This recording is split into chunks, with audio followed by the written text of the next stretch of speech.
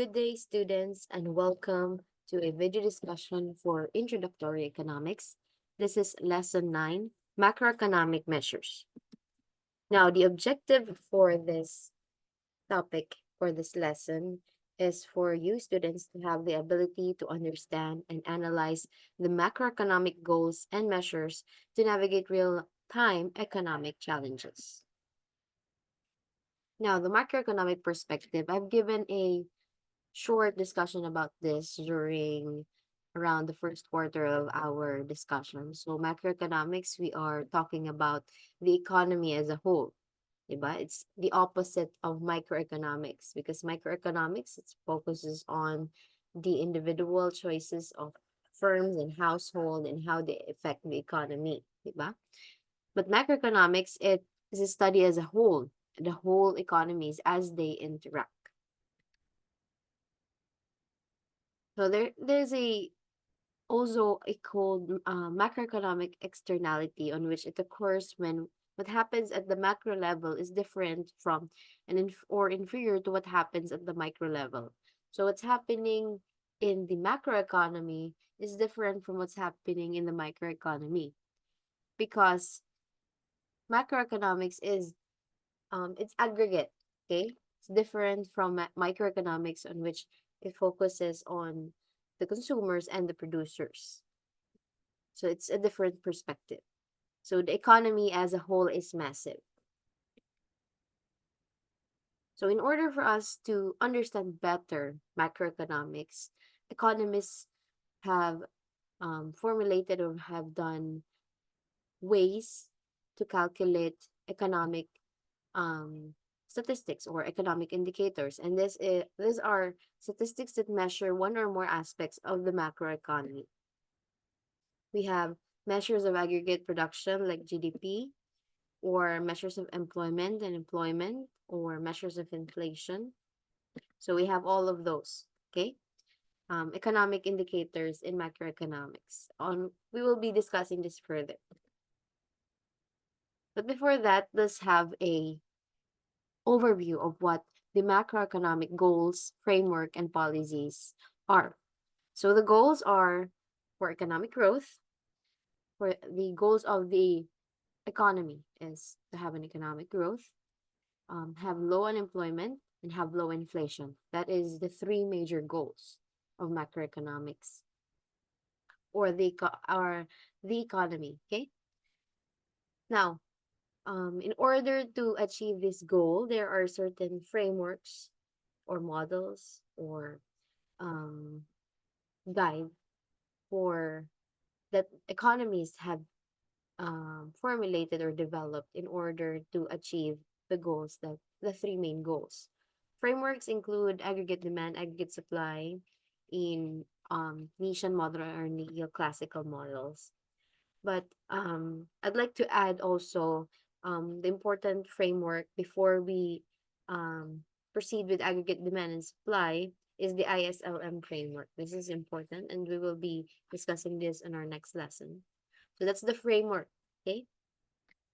And once you have the framework, once you have developed a plan or a process, what economists or what the government will apply are policy implementation in which policy tools are present.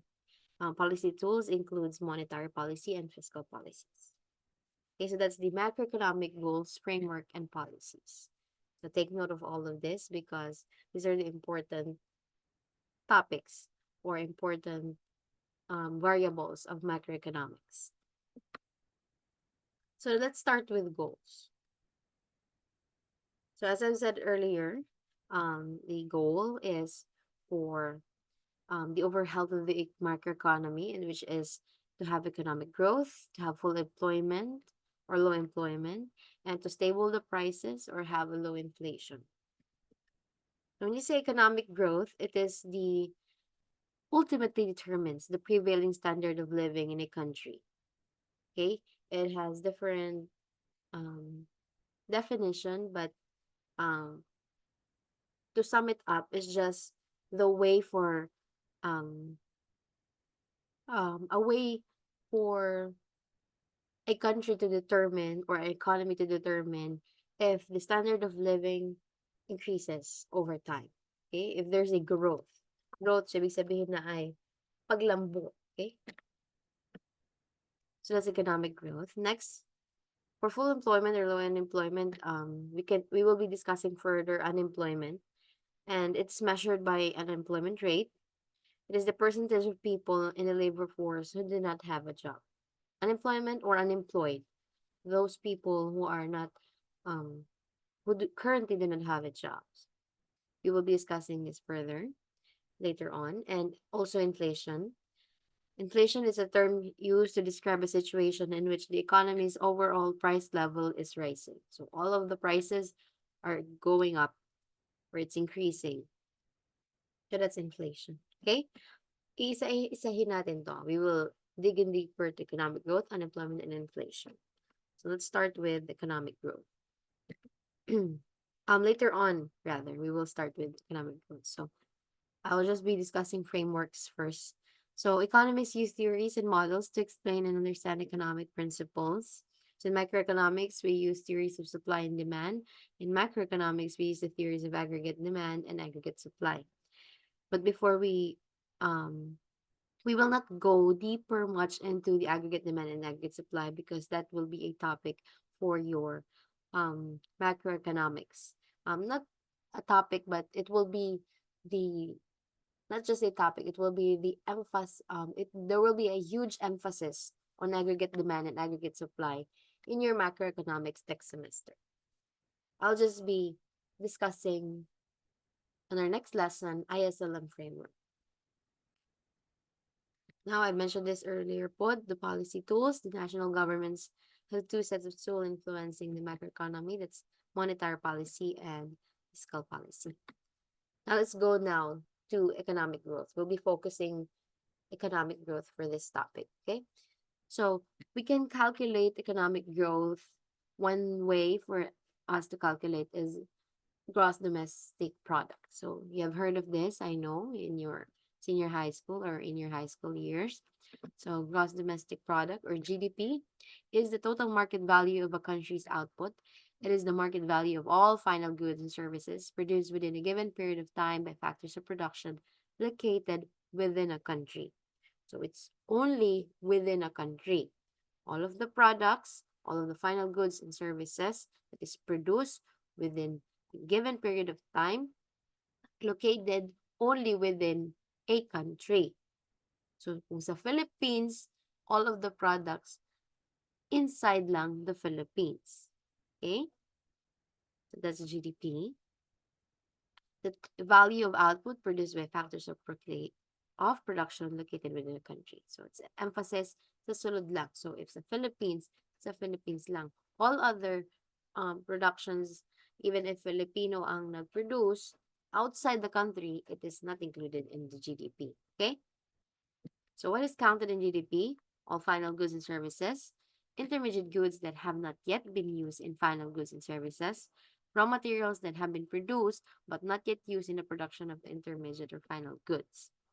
What is not included in GDP are intermediate goods that have been turned into final goods and services, used goods, transfer payments, non-market activities, and illegal goods. Okay. Now, there are two approaches in calculating GDP. I'll be discussing expenditure approach more in this lesson.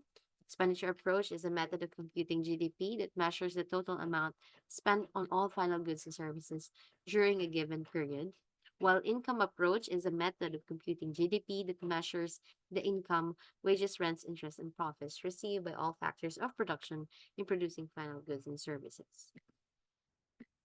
So this is the formula in order to calculate the GDP using expenditure approach.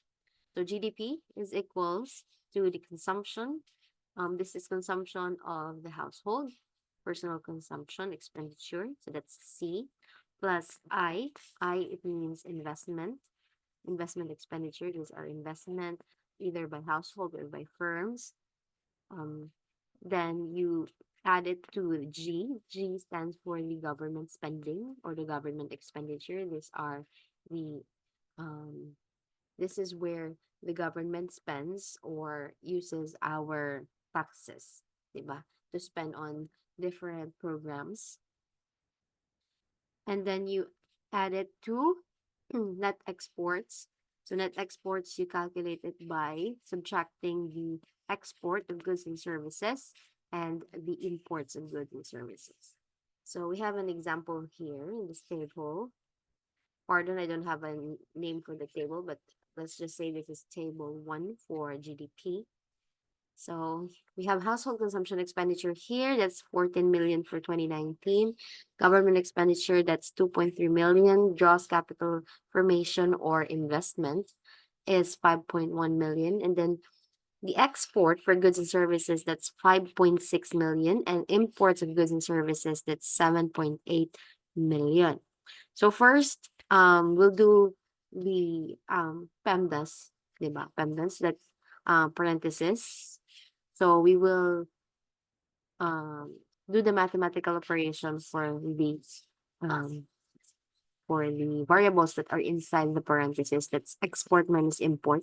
So you subtract 5.6 million to 7.8 million. So that will be negative 2.1 million. Okay. So this is negative, this 2.1 million. Okay.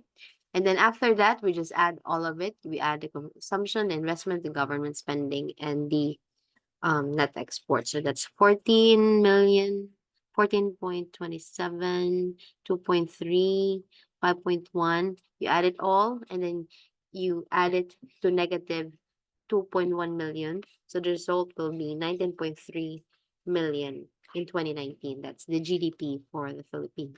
Okay? So that's how you will calculate the GDP using an expenditure approach. That's consumption plus investment plus government spending plus net export. And net export, you can have the net exports if you subtract export of goods and services to imports of goods and services. Now, you may have heard real and nominal values, right? So when we say nominal values, these are prices or values that are not adjusted for inflation. While when you say real, it is already adjusted for inflation. So, diba, I mentioned earlier that inflation, it is when all the prices of goods or services are increasing, diba? There's a high level of increase in the goods and services, the prices. So, when inflation happens, um, actually it's always happening, okay? So since inflation is always happening, you need to adjust the prices based on the change of the price because pa-increase ang price. So different na ang price from last year and to this year because of inflation. So you need to adjust to the current prices, and that is what we call the real value or the real prices. When we say nominal, it's not adjusted for inflation. It's just as it is. When you say 1 million, 1 million yun siya. When we say real value or real prices, it's already adjusted for inflation. So if the difference is at 10%, so the 1 million previously in real value now will be 1 point, there will be 1 million and 100,000. Okay? Okay, it's already adjusted for inflation. So when you say nominal GDP, it's GDP measured in current prices and does not always measure an increase in output. So to measure growth from year to year, economists measure real GDP. So when you hear GDP in the news or in reports like PSA or from other government institutions, when you hear the word GDP, it means it's a real GDP.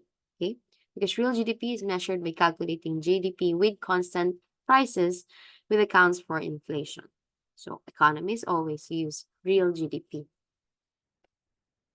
Okay, so to compare over time, the measurement should be real or constant prices in order for you to calculate accurately the GDP. So we use real GDP. Here I have a data from Philippine Statistics Authority. It is the GDP of the Philippines from 2019 to 2023. As you can see, there was a significant decrease in the GDP during 2019 to 2020. And this is because of COVID-19. So um, there's a drastic downturn in the GDP during this year, but eventually we will the Philippines have overcome it through the years, although it is not that high. The GDP increase. Um, let's just say that we have survived the worst. Okay, we have survived the pandemic. So the GDP is gradually increasing, and hopefully it will continue to increase in the succeeding years. Okay. Now, the limitations of the GDP concept. So GDP does not calculate or does not include non-market activities. So it doesn't measure goods or services that people make or do for themselves, like caring for children, mowing lawns, or cooking dinner. So it's not included the household activities, the non-market activities, those activities that does not include money or walay mga sweldo. Yung mga libre lang na tinatrabaho mostly in the household, it's not included in the GDP. Also, negative externalities, so such as pollution. Pollution has a monetary value because um, when we talk about pollution or climate change, there's a negative effect and it's not included in the GDPs. Also, underground economy, those illegal transactions, black market transaction, under the table wages. Um, there's income in that in underground economy. There's an income, but since it is illegal, it's not included in GDP. Illegal goods are not included in computation of GDP. Also, the quality of life is not included. There are factors covered by quality of life, such as leisure time, pleasant surroundings, personal safety, and security. So, quality of life is also not included in GDP. That's why, um, aside from GDP, we have different economic indicators, which we will not be discussing further, such as HDI, HGI, um, PPI, and other economic indicators. So we'll be discussing that in your economic development subject. So if you cannot use GDP because there are such limitations, what are the other alternatives? So other alternatives are gross national income or gross national product. It includes what is produced domestically and what is produced by domestic labor and business abroad in a year. So um, for GNI or GNP, it calculates all of the produce um, of the Filipinos either here or abroad. So pati yung mga napoproduce ng atong mga kapwa Pinoy adto sa gawas, it's included in the calculation of GNI or GNP. So hindi lang yung within the country because GDP is within lang the country. For GNI or GNP, included ang mga atong OFW, ang ilahang mga labor dito, ang ilahang mga na-produce dito abroad is included in GNI or GNP. So GNP is commonly used to measure the welfare of a country.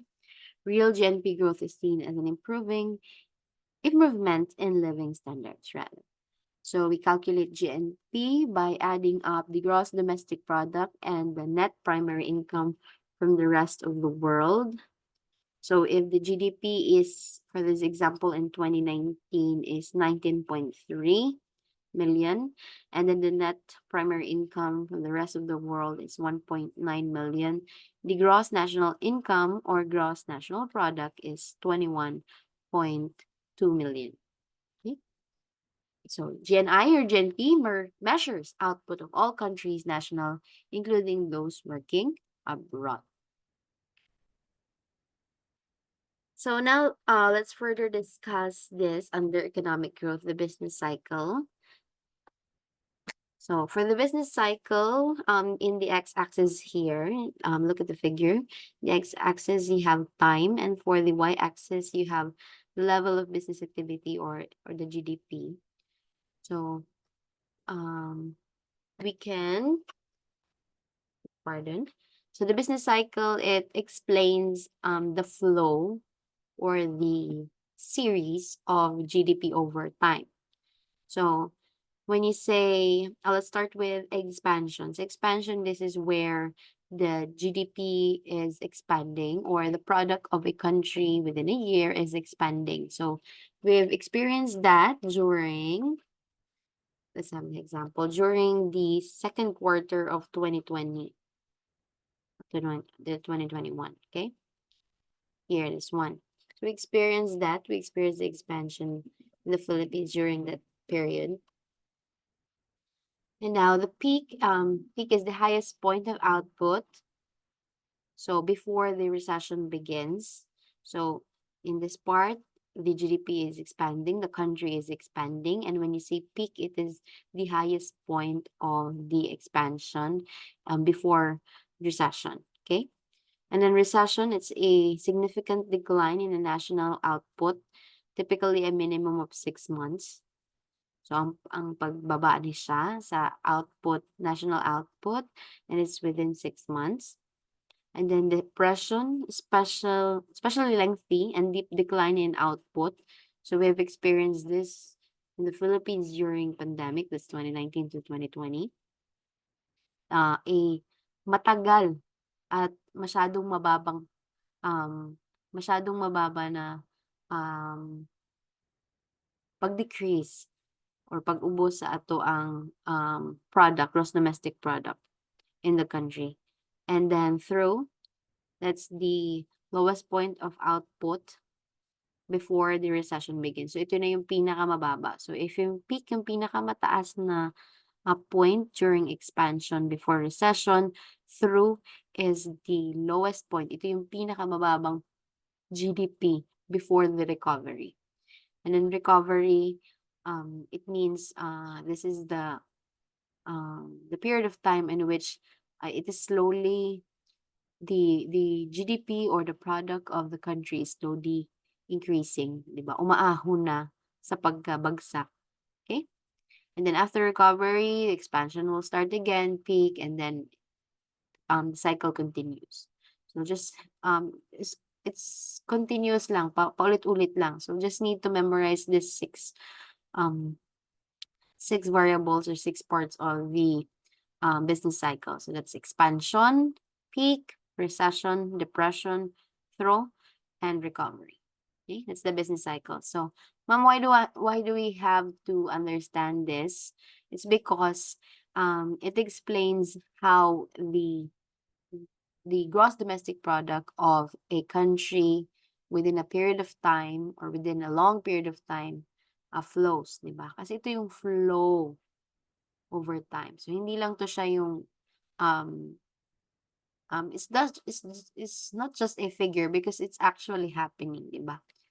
From what I've explained using the Philippines as an example. So this is not just a figure, it's happening, di ba? Okay, so that's the business cycles. Now, other business cycles vocabulary, we have overheating. It means the economy is picking up speed, leading to increased inflation. So when there's too much money in the country and the amount of that increase in money supply, it overheats or it speeds up the increase of prices of goods and services. So that's called overheating. And then stagflation, it means simultaneous occurrence of stagnant growth or recession and inflation. So together, when inflation rate is high and economic growth rate slow down and employment is also high, it's called stagflation. Okay, inflation is high and the economic growth is low. So that's stagflation. So that's it for economic growth for first one of the goals in macroeconomics. Now we will be discussing employment or unemployment. So let's just use this figure to better understand employment. Okay, so bear with me. Let's start with the population here at the top. So if this is all of the population in a certain country, those who are 15 years old and above is part of the labor force. This is based on Philippine Statistics Authority. So in the population, those who are more than 15 years old and over are part of the labor force. So kung 15 years old ka na, pataas, you're already part of the labor force. And those 14 years old and below, they are not yet part of the labor force. So, there are also people who we call discouraged worker that are more than 15 years old but not in the labor force because they do not want to work anymore. They are discouraged, so they do not want to be part of the labor force. So there are instances on which they experience personal or um, let's say um, what's the term? Let's say they have experienced discrimination in the workforce. So that's why they are discouraged workers. They are not part of the labor force because they do not want to work at all. Okay. And then the labor force, those who are 15 years old and above, it comprises of people who are unemployed and employed. So unemployed, um, those who currently lose their job or have quitted their jobs. Okay, and then the employed, those who currently have a job or currently working. And further, employed people can also be underemployed.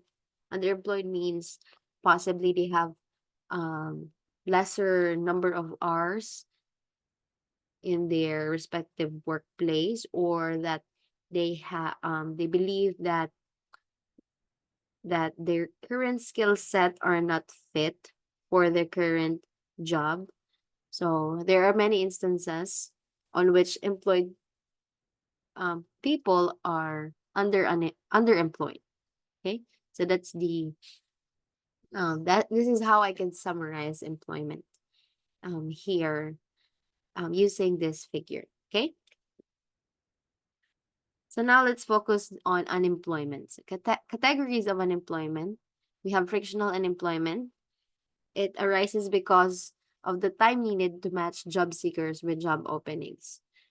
So this happens always most oftenly during around June now because May, June ang graduation. So July, it's difficult because not all of the firms are hiring during July because it's already start of the second half of the year. So that's why most of the graduates, pag graduate nila, they are within the category of frictional unemployment because it takes time for them to match to a job opening. Okay?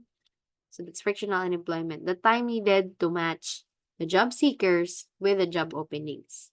So hindi naman porket nakagraduate ka na, diretso na may work, di ba? There's a time, there will be a time on which you will look for jobs, di ba, mag-apply. So that's frictional unemployment.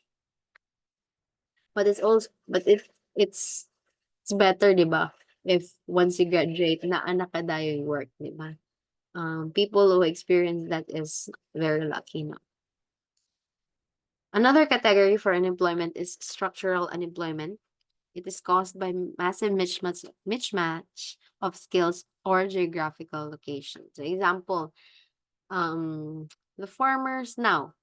So if the landowner of the crops that they are yielding decided to stop na. Example, di na sila patamnon didto. Paundangon na ang pagtanom sa field. So what will happen is ang farmer nga nawagtangan og trabaho, he or she will look for other jobs.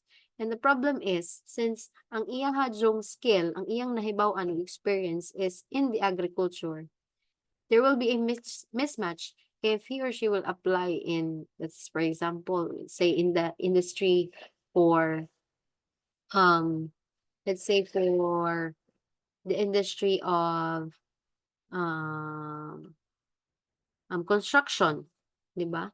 So, since differing skills na use in agriculture and in construction, there will be a mismatch of skills, 'di ba? That's structural unemployment.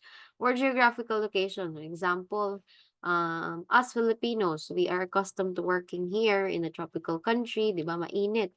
So, it will be difficult, a bit difficult if we apply to a country that experiences winter, 'di ba? Kasi masyadong malamig. There will be structural unemployment if we apply to a work, for example, na ata sa um nasa field nag-work during winter, 'di ba?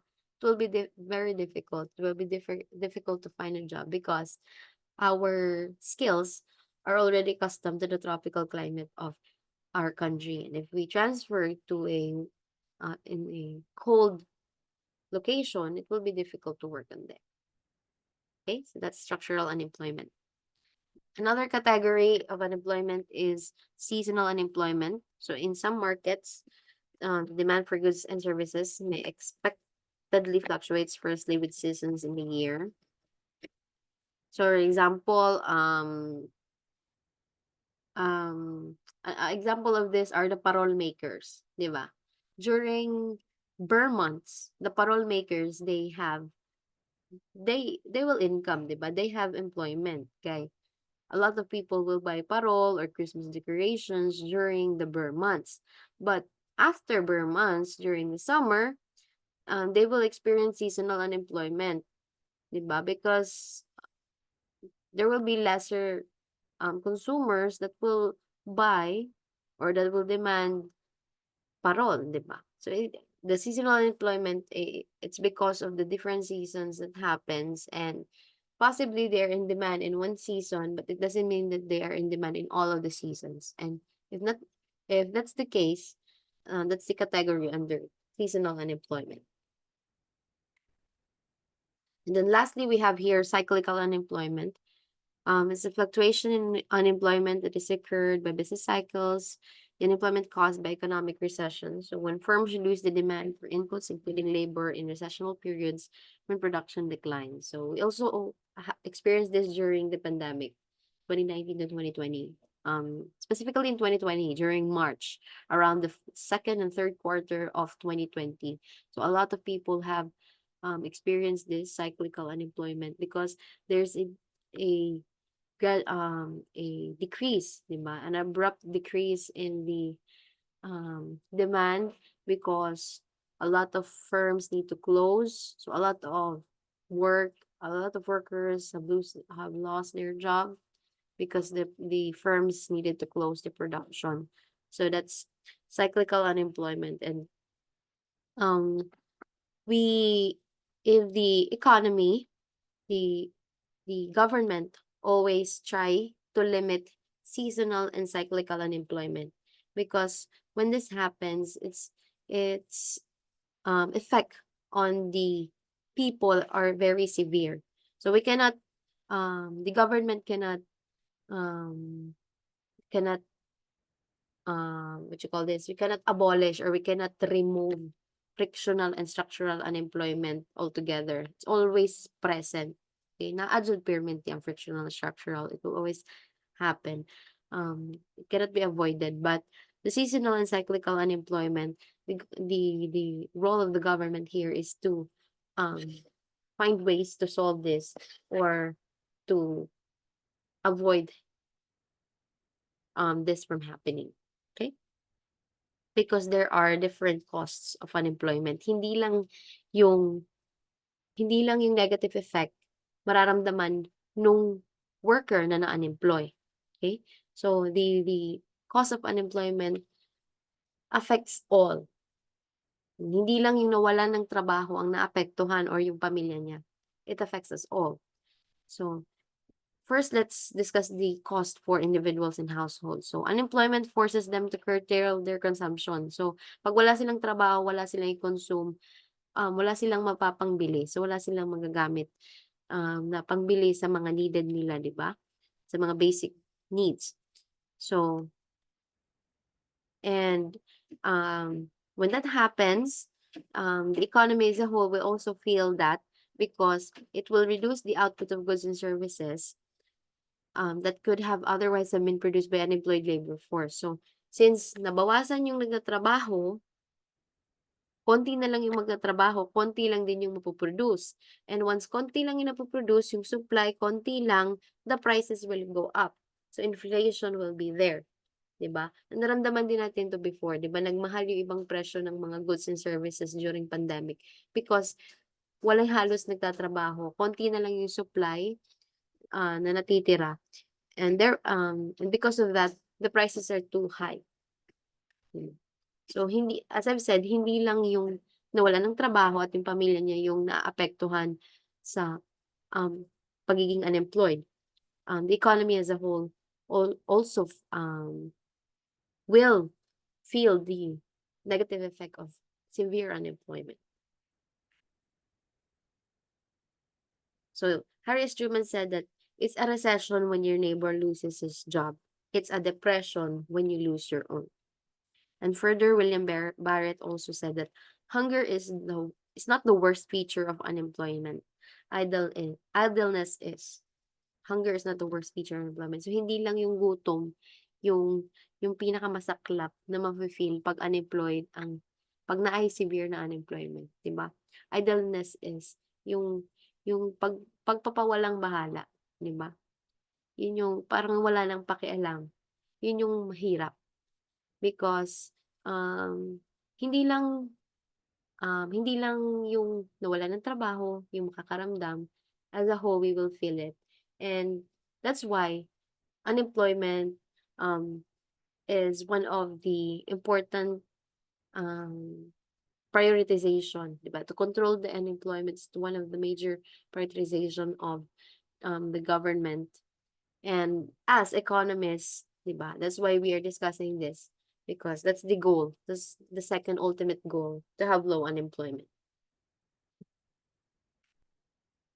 Now let's discuss to the third goal, which is inflation. So as I've said, inflation is a term used to describe a situation in which the economy's overall price level is rising. So lahat ng presyo tumataas. So this is a misconception in economics actually, because when you think of it, when all the prices goes up, parang negative lang siya, 'di ba? Yung parang negative lang talaga yung inflation. Hindi maganda yung inflation as it is, 'di ba? Pero that's a misconception because not all the time inflation is evil or inflation is bad. Because inflation, it encourages business and provides, striving for full employment. Kasi pag masyado ng madami yung supply ng money, pag masyado ng madaming supply ng money within a country, lahat ng tao pwede nang bilhin lahat ng gusto nila, 'di ba? Yun yung notion, bakit hindi na lang daw mag-print ng napakadaming pera ang Bangko Sentral ng Pilipinas? It's because hindi puwede. 'Pag masyadong madami yung i-print ng Bangko Sentral ng Pilipinas na pera, bababa yung value ng pera na yun. So yung yung 1,000 na meron ka ngayon, kung mag-print ng madaming madaming 1,000 ang Bangko Sentral at ipamigay sa lahat ng tao, yung worth ng 1,000 na meron ka, bababa yan. Because the supply of the goods and services, hindi naman dumami, yung pera lang yung dumami. So kung masyadong madami ng pera within the circulation of an economy, yung yung kayang bilhin ng tao, madami na. At 'pag masyado ng madami, tataasan yung presyo ng goods, 'di ba? Kasi kung hindi taasan, mauubos yung goods, mauubos yung bigas. Kung siya yung nauna, bibili niya lahat ng bigas, ano nang magagamit mo? Ano nang mabibili mong bigas kung nabili na niya, kung nauna na siya bilhin lahat ng mga goods and services, 'di ba? It will be chaotic because there will be wars, 'di ba? Magkakaroon ng away, magkakaroon ng crime. Kasi hindi na madi-distribute properly yung goods and services, 'di ba? So, that's why 'pag masyado ng madami yung, supply ng money in the economy at tumataas na yung, um, tat kaya tataasan ng mga firms or ng mga producers yung presyo para hindi din maubos yung supply nila, 'di ba? So, 'pag tumataas na yung, um, presyo ng goods and services, it's not all the time evil. Kasi it's a way to control also the number of supply. Kasi 'pag ibenta mo lahat ng mura, lugi ka na and also wala ka ng mabebenta, 'di ba? At 'pag wala na yung supply, eh, paano na lang? That will be problematic. That's why inflation happens, 'di ba? Tumataas talaga yung presyo and it's the way also for the producers to continue producing the goods para magpatuloy pa siya. Kaya 'di ba may iba nababankrupt kasi hindi na nagma-match yung ginagastos nila sa nai-income nila, sa napo-profit nila. So, inflation happens, tinataasan nila yung presyo so that um, they can keep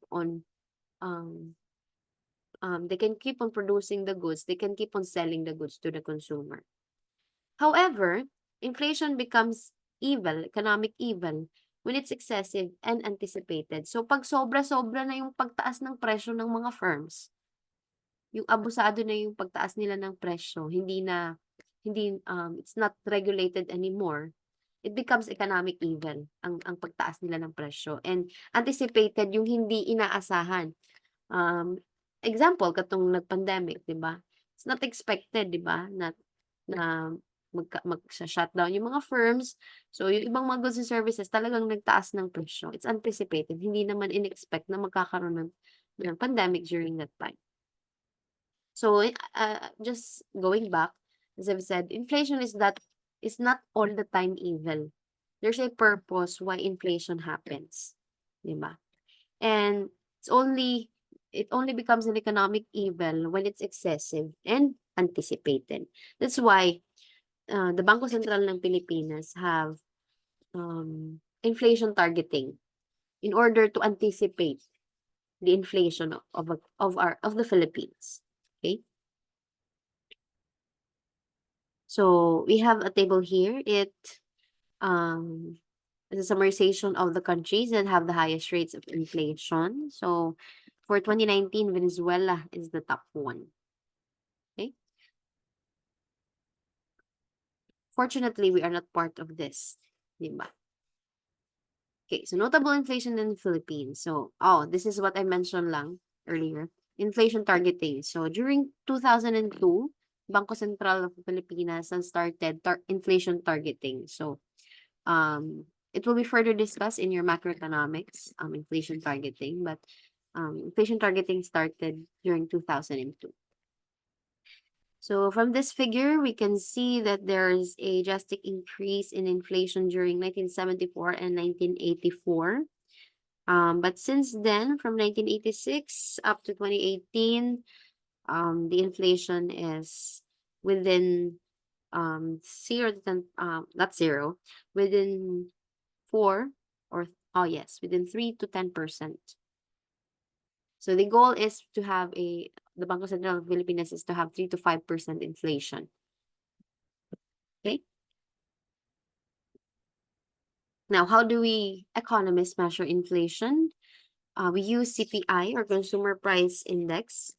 It's an indicator of the change in the average retail prices of a fixed basket of goods and services commonly purchased by households relative to a base year. So it's widely used in calculation of inflation rate and purchasing power of a peso is a statistical series used for economic analysis and monitoring indicator of government economic policy. So CPI, we uses the average prices of a fixed basket of goods and services, and then we compute it to a relative base year. So here we have the steps. Okay, we have 5 steps in calculating CPI and inflation. So step 1, you determine the fixed basket of goods and services. So for this example lang ni ha, na Akonoy, we have 20 kilograms of rice and 15 kilograms of fish. So that's the fixed basket of goods and services. As an example. And then step 2, we find the prices of each good in each year. So for 2018, this is the price of rice and price of fish up to 2020. And then we calculate the cost of the basket for each year. So that's for 2018, we just simply multiply. So that's 20 kilos of rice. You multiply it to the 26 um, pesos, which is the price of the rice in 2018. And then you add that to the quantity of the second um, good, which is 15 kilograms of fish. And then you multiply that to the price, which is 75. So that's 20 times 26 plus 15 times 75. So that is 1,645. So we just calculate that through all the years up to 2020. We have it here. This is step 3. Next, step 4, you choose a base year and compute the index. So we will use 2018 as the index, which is is equals to 100. So the CPI for 2018, that's 1,000 rather, 1,645 divided by 1,645 times 100. So that's the CPI for 2018, that's 100. So the formula is you just divide the current year to the base year. So if you calculate the CPI for 2019, you calculate um the value in the above you can see is 1,910, which is this one, and you divide it to the base year, which is the cost of basket for 2018. That's 1,645, and then you multiply it. Then you multiply it to 100. 100 is the CPI of the base year kanisha. So you have 116.1. Then for 2020, mao gihapon, you get the cost of basket for 2020, that's 2,100, and then you divide it to the cost of basket of the base year, that's 1,645, and then you multiply it to the CPI of 2018, that's 100, equals 127.7. And then the last step, use the CPI to compute the inflation rate from previous year. So inflation rate is equals to the CPI of the, for example, we are calculating the CPI for 2019. So that's 116.1. And then you subtract that to the CPI of the base year, that is 100. And then you divide that to the CPI of the base year, that's 100.